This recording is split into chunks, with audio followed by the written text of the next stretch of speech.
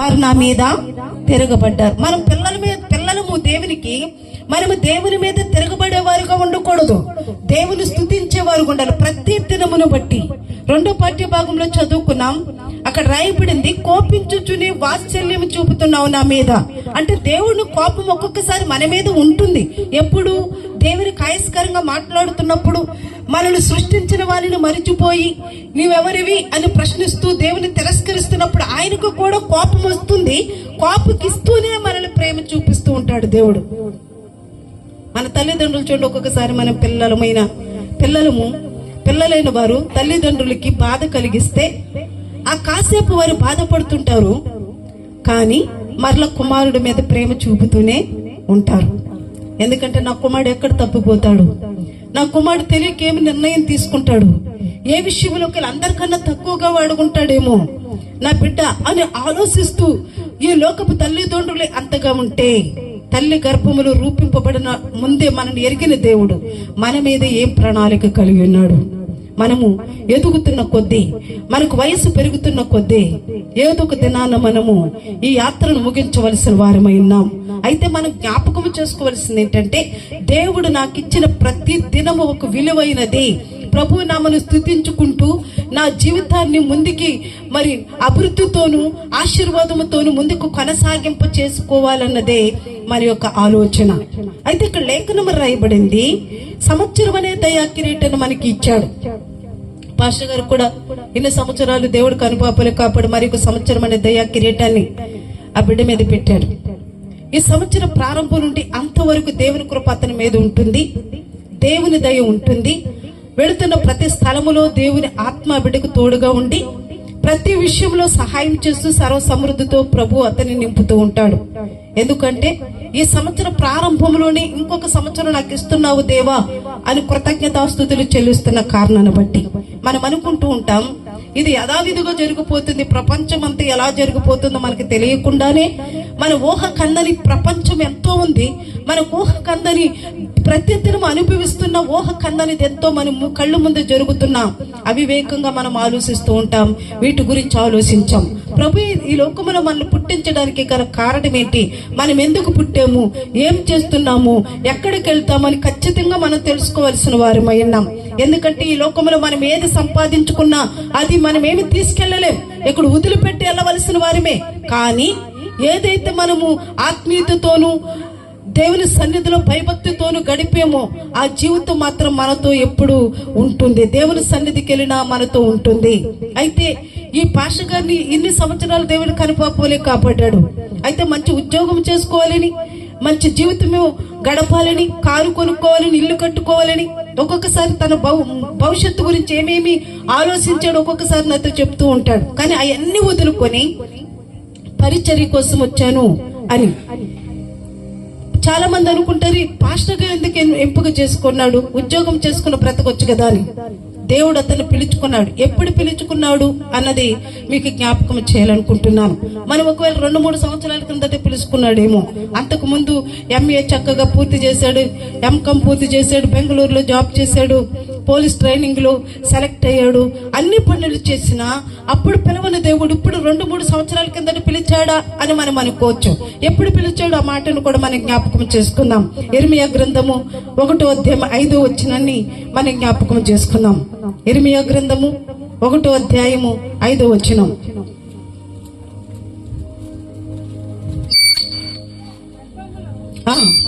గర్భములో నేను నిన్ను రూపింపక మునిపే నిన్ను ఎరిగి తిని, గర్భములో నేను నిన్ను రూపింపబడక మునిపే నిన్ను ఎరిగి తిని, నీవు గర్భము నుండి బయలుపడక మునిపే, గర్భము నుండి నువ్వు బయలుపడక మునిపే నేను నిన్ను ప్రతిష్ఠించి తిని, జనములకు ప్రవక్తగా నిన్ను నియమించి తిని. చాలండి, ఇక్కడ వాక్యం సెలవిస్తున్న మాట ఏంటంటే, ఈ గ్రామంలో పరిచర్య చేస్తున్నటువంటి, ఇక్కడ పుట్టి ఇక్కడ పెరిగినటువంటి పణేంద్ర గారిని దేవుడు ఏర్పరచుకున్నాడు.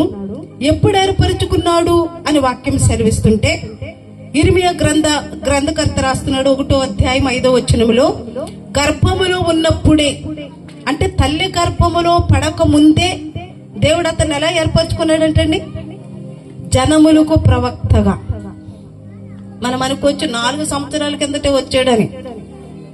ప్రతి దానికి ఒక సమయం ఉంది. మనకు జాబ్ రావాలంటే ఏం చేయాలండి? నువ్వు గవర్నమెంట్ జాబ్ చేస్తావు అని దేవుడు ముందే ప్రణాళిక ఉంటుంది. కానీ గవర్నమెంట్ జాబ్ సంపాదించుకోవాలంటే నువ్వు కష్టపడి చదవాలి. ప్రతి ఎగ్జామ్లో మంచి మార్కులు సంపాదించుకోవాలి.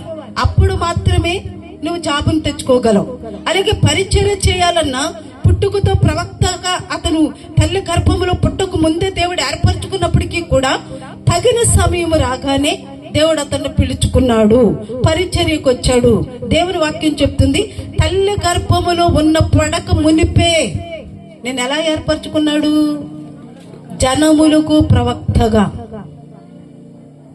సుంచులూరు అనే గ్రామములో అనేక మందికి ప్రవక్తగా దేవుడు ఆ బిడ్డను ఎంపిక చేసుకున్నాడు. అందుకని ప్రత్యేకమైన వాడుగా ఉండడానికి ఇష్టపడ్డాడు. తన మాటలు, తన ప్రవర్తన, తన వినికిడి అంతా కూడా ప్రత్యేకంగా చేసుకున్నాడు. దేవుని యందు భయభక్తులతో ముందుకు కొనసాగిపోతూ ఉన్నాడు. కొంతమందికి హేళనగా ఉండొచ్చు. కొరింథీయులకు రాసిన పత్రికలో ఉంటుంది, రక్షింపబడిన వారికేమో దేవుని శక్తి అయి ఉంటుంది, రక్షింపబడని వారికేమో వెర్రితనముగా ఉంటుంది. మనం చెబుతున్న మాటలు. అయితే వాక్యం చెప్తుంది, ఆ బిడ్డని తల్లి గర్భములో, అంటే పనేంద్ర గారి యొక్క తల్లి గర్భములో పుట్టక ముందే వాసిలి గ్రామములో, ఈ సుంచులూరు గ్రామములో పరిచర్య చేయడానికి ఒక ప్రవక్త ఇక్కడ పుడతాడని. అలవాట్లో పొరపాటు చేస్తుందని వాసిలని. ఈ సుంచులూరులో పరిచర్య చేయడానికి ఒక ప్రవక్త ఈ కుటుంబములో పుట్టాలన్నది ప్రభు యొక్క ఉద్దేశం. వాళ్ళ తల్లిదండ్రులు చదువుతున్నప్పుడు ఒబ్బ మా వాడు మంచిగా చదివేస్తున్నాడు అండి, మంచి జాబ్ చేస్తాడు, కారు కొంటాడు అని ఎంతగా ఆశపడి ఉండవచ్చు. జాబ్ చేస్తేనే కారు కొంటామని కాదు. మనం ఏ పరిస్థితుల్లో ఉన్న దేవుడు మనల్ని ఆశీర్వదిస్తే కారు, ఇల్లులు ఆటోమేటిక్గా దేవుడు మనకి అనుగ్రహిస్తాడు. దేవుని ఎదుట నిజాయితీగా మనం బ్రతకడానికి ఇష్టపడాలి. దేవుని సేవకుడిని దేవుడు ఏర్పరచుకున్నాడు. ఆ బిడ్డను నిలబెట్టాడు. అనేకుల కొరకు ప్రార్థన చేస్తూ ఉంటాడు. ఒక్కొక్కసారి గమనించినప్పుడు పనేంద్ర గారిని మాటల్లో గాని, ప్రవక్తనలో గాని ఏ విషయంలో ఏ లోపం నాకు కనిపించదు. ఒకవేళ ఎవరి మీదన్నా చిన్నగా కోపపడినా దాని నిమిత్తము 100 సార్లు చెప్పి బాధపడుతూ ఉంటాడు. అయ్యో నేను ఈ విషయంలో కోపపడ్డాను అని. ఆ వ్యక్తిత్వమే నాకు నచ్చింది. ఇలాంటి వ్యక్తులను మనం ఇలాంటి వ్యక్తులు ప్రోత్సహిస్తేనే ఇంకా అనేక మంది యవనస్తులు మంచిగా తయారవుతారు అన్నది నా అభిప్రాయం. కాబట్టి సహకరించడం జరిగింది. అయితే ఈ దినము దేవుడు ఆ బిడ్డను ప్రేమించి సేవకుడిగా ఏర్పరచుకొని సంవత్సరం అనే దయా కిరీటాన్ని బిడ్డ మీద ఉంచి ఇంతవరకు కనిపాపలు కాపాడిన దేవుని దగ్గర తన ప్రజలు ఎందరు ఎదుట కృతజ్ఞతాస్తుతులు చెల్లిస్తూ ఈ కూడుకు పెట్టుకుని ప్రభు నామమును స్తుతిస్తూ ఉన్నారు. ఈ సంవత్సరం ప్రారంభం నుండి అంతవరకు దేవుని కృప తోడై ఉండి తను చేస్తున్న ప్రతి పనుల్లో సక్సెస్ అని దేవుడు అనుగ్రహించాలని, తన ప్రతి ప్రార్థనకు దేవుడు ఆమేనని ముద్ర వేయాలని, అనేక ప్రాంతాల్లో వాడబడాలని, తన జీవితాన్ని ఉన్నతంగా దేవుడు మార్చాలని ఒక సేవకురాలుగా నేను కోరుకుంటూ ఈ వాక్యాన్ని నేను ముగిస్తూ ఉన్నాను. ఆమేన్. ప్రార్థన చేసుకుందామండి. మన మధ్యలో ఉన్నటువంటి సహోదరి ఎర్రమ్మ గారు